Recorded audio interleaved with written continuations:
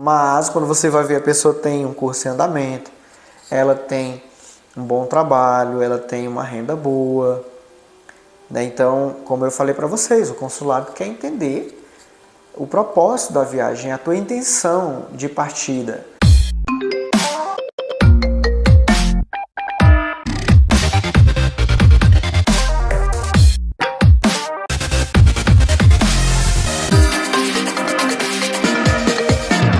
E aí, pessoal, tudo bem? Gente, Francisco Coutinho com mais um conteúdo aqui para o canal da Coach Vistos. E claro, né, estou subindo aqui mais um conteúdo informativo para você que é inscrito do nosso canal. E você que ainda não é inscrito, já se inscreva agora mesmo. Deixe um like nesse vídeo, ativa aí o sino das notificações. Assim, tudo que a gente trouxer para cá, você vai ficar por dentro dos assuntos consulares, coisas que é do seu total interesse. Se você um dia já teve um visto negado, se você um dia pretende tentar pela primeira vez um visto americano, então todo esse conteúdo ele é criado para te ajudar. Agora, a gente tem notificado sempre, a gente tem avisado sempre, que para você poder compreender, entender o que a gente tem para te entregar, você tem que ficar comigo até o final desse vídeo, porque vai valer a pena, vai te ajudar muito, tá certo? E, afinal de contas, o que é que a gente quer conversar contigo hoje, por meio aqui do YouTube, do nosso canal? Gente, vamos lá. Bens. Ter bens no Brasil é ter vínculos? É sobre esse assunto que vamos conversar agora. Ter bens no Brasil não é ter vínculos, tá? Eu já te entrego isso logo no começo do vídeo. Ah, mas espera aí, então quer dizer que se eu não tenho nenhum bem no meu nome, isso não vai me ajudar na aprovação do visto americano? Calma. Eu vou te explicar para você poder entender o que é ter vínculos, o que o consulado enxerga como vínculos e por que às vezes na entrevista o entrevistador ele pergunta se você tem algum bem no seu nome. Vamos começar do princípio, que é o certo. Pessoal, você que é rico, né, que tem muitos bens, muita coisa no seu nome, isso no momento da entrevista pode te ajudar, pode te impulsionar a aprovação do visto, porque você consegue demonstrar para o consulado americano que durante toda a sua jornada de trabalho no mercado do Brasil, você conseguiu acumular, você conseguiu comprar, você conseguiu se estruturar, e a pessoa que consegue demonstrar isso, comprovar isso, nada mais, nada menos, ela está dizendo para o consulado, ela consegue provar para o consulado que ela não precisa ir para os Estados Unidos, por exemplo, trabalhar lá, ficar lá de forma ilegal, ou até mesmo planejar uma imigração de forma legal. Não interessa a maneira que a pessoa possa ter intenção de imigração para os Estados Unidos. A questão é, você consegue comprovar para o consulado que o objetivo da viagem é apenas fazer turismo, fazer compras? Você consegue? Porque se você consegue, os seus bens, eles te ajudam nisso. Agora, é importante que as pessoas elas saibam separar uma coisa da outra, porque na realidade o que é considerado como vínculos para os Estados Unidos, para os entrevistadores, são aquelas pessoas que têm, vamos lá, eu vou falar aqui só do principal, tá? São aquelas pessoas que têm muitos anos de mercado de trabalho aqui no Brasil, são aquelas pessoas que estão cursando uma faculdade há pelo menos um ano, são aquelas pessoas que têm muitos parentes aqui no Brasil, né, que eles consideram, eles chamam isso de vínculos, não, são laços familiares, é assim que eles chamam. Então assim, é diferente de você ter bens e você ter vínculos. Essa pessoa que está pedindo visto americano, ela tem muitos bens, só que os bens eles podem ficar no Brasil. Coloca aí, se tem um apartamento, o apartamento pode ser locado ou vendido. Coloca aí, se tem 3 carros, a mesma coisa. Pode vender ou pode locar, ou pode deixar com algum familiar. Então, assim, é muito importante que você saiba que ter bens não está diretamente vinculado a vínculos, algo que pode garantir um retorno seu para o Brasil, algo que possa assegurar para o entrevistador, para o consulado, que você não tem intenção de ficar nos Estados Unidos. Inclusive, eu quero também falar para você que quando você tem bens no seu nome, esses bens eles não vão na aplicação, no formulário DS. Não há um campo específico que possa, digamos assim, falar a respeito disso. Se você vai fazer a descrição ali do seu trabalho e você fala que tem isso, que tem aquilo, o consulado pode achar que você está apelando. Não há necessidade de você falar disso em um campo que é separado, é específico, para você tratar sobre atribuições, sobre as suas funções do trabalho. Então, não é recomendável tentar misturar esses assuntos naquele campo específico do formulário DS, tá? Então, não há um campo reservado para que você possa falar o que você tem aqui no Brasil.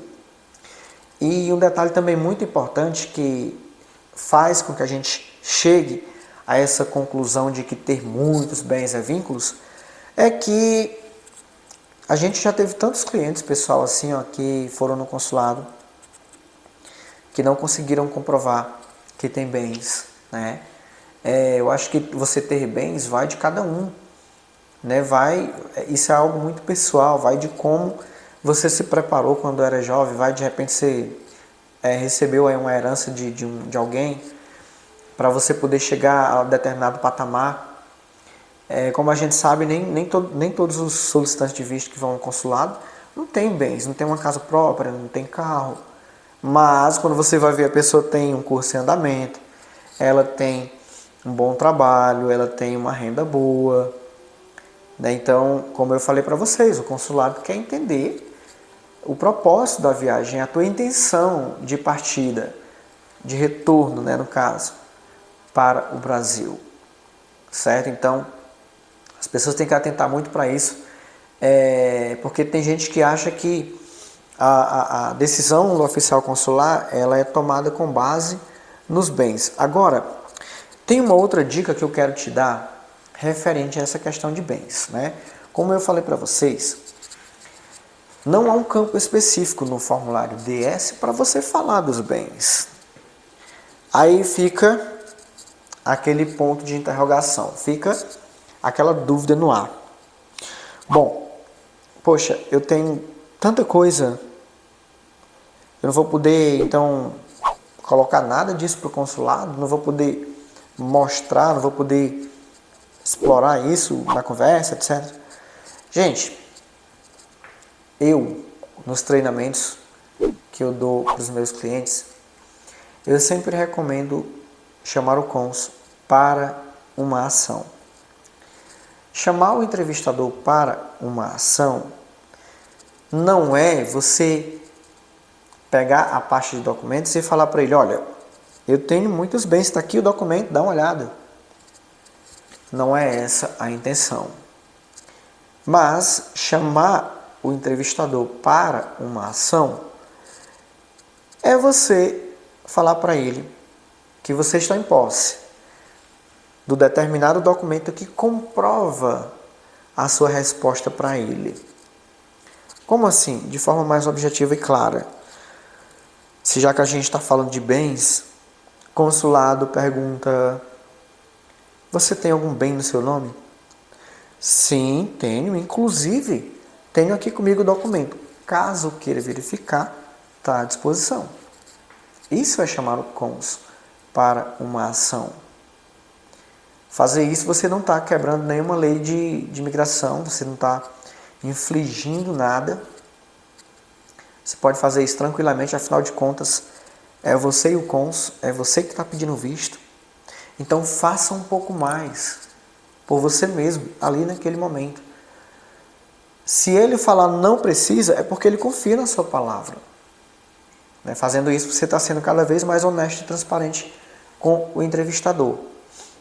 Um detalhe também importante que eu quero esclarecer é que ainda que esses bens, eles não sejam apontados no formulário DS, mas essa pergunta de você tem algum bem no seu nome, ela parte do entrevistador, mas não é uma regra, não é um padrão.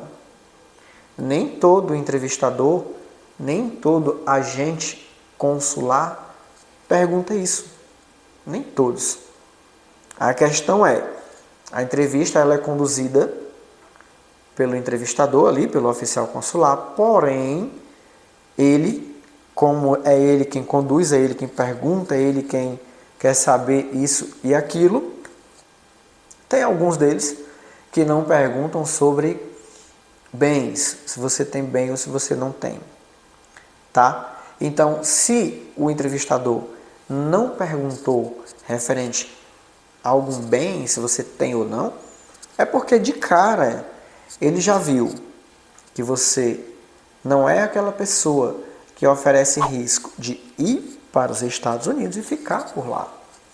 Quer dizer, por meio do preenchimento, por meio das informações que foram para o formulário DS, se essas informações foram de formas claras e objetivas, e ele entendeu que você é alguém que tem condições de viajar e que não oferece risco algum, ele não vai querer saber de outras coisas, ele vai te fazer perguntas básicas ali com base no teu objetivo de viagem e vai te aprovar o visto. Então, não precisa nem você tremer na base ou lamentar porque o entrevistador deixou de pedir uma coisa ou outra. Lembre-se do que eu falei. A entrevista é conduzida pelo oficial consular. Agora, você tem que fazer a sua parte também no momento da entrevista. Tem pessoas que você conversa com ela, você mostra para elas informações que, inclusive, foi recebido pela própria pessoa, né? E no momento da entrevista, a pessoa fala, deu um branco, esqueci tudo. Gente, não é assim. Não é assim.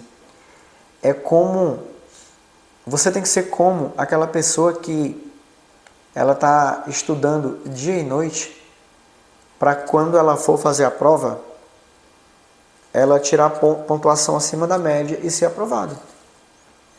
E não abaixo da média. Em outras palavras, você tem que estar ciente das informações que foram para o DS 160 para não haver contradição no momento da entrevista presencial ali com o cônsul, no momento da conversa verbal. Tá certo? Bom, eu acho que eu falei o que eu tinha para falar e te expliquei, né, a questão desse assunto que é muito importante e interessante para você, solicitante de vistos. Eu espero realmente ter te ajudado com essas informações. Aqui abaixo do nosso vídeo tem aí o link com todas as nossas mídias sociais. E você pode estar entrando em contato com o nosso suporte, caso deseje aí, né, que a gente entre juntamente com você nessa missão, né, para tentar te ajudar aí com o visto americano. Tá certo? Eu vou ficando por aqui, Francisco Coutinho, e até um próximo conteúdo aqui no canal da Coach Vistos. Um abraço.